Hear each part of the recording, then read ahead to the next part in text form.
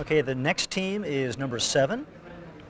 And starting off with the appetizer, which was a scallop preparation. The scallops were nice and creamy in texture and just very, very nicely done, very delicate on the palate. The sesame flavor, on the other hand, was maybe a little bit too strong, just a little bit overpowering for the delicacy of the scallop, and lingered a little bit too long on the palate once the scallop was swallowed. Also, bringing a little bit more seasoning into the dressing. Seasoning meaning starting with salt as that basic component. And then the greens on the plate were a little bit overpowering in terms of volume, and they tended to dominate, drawing the eye away from the scallop. This is a scallop dish, and we're trying to sell the scallop, so it would be best to pare down on the greens so that the consumer's eye goes primarily to that main component that you're advertising.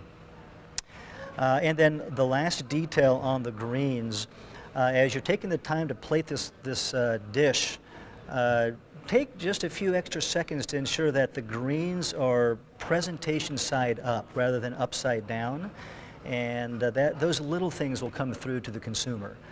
So those are just a few tips on your starter.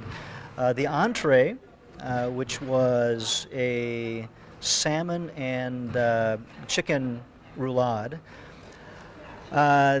This was a rather complicated technique, and I commend you for for doing this in a setting in a competition setting like this. On one hand, there was a nice variety of colors. It was very attractive to the consumer. Some textural interest. The braided beans were something I'd never seen before, at least not in recent memory, and so in that sense, again, very interesting.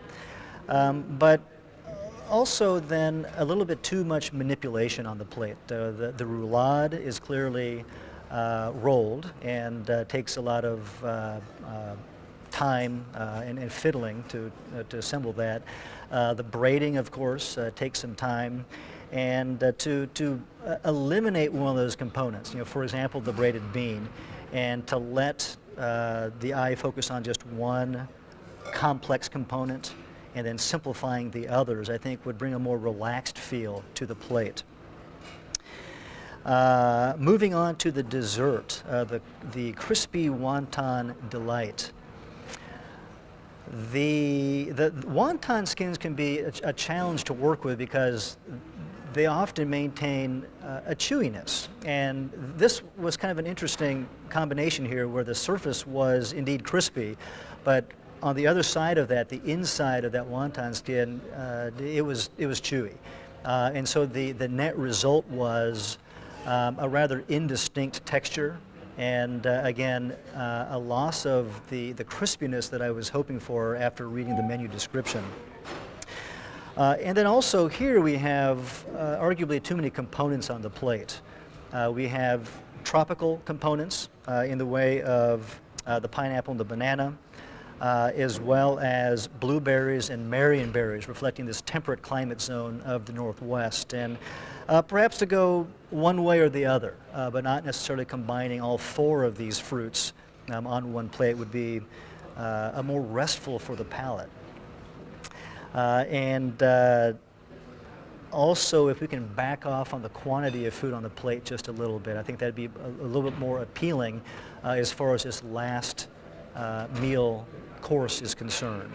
I did like the height. You got some nice height on the plate, and that's always an eye-catching and important aspect of your presentation. Very nicely done.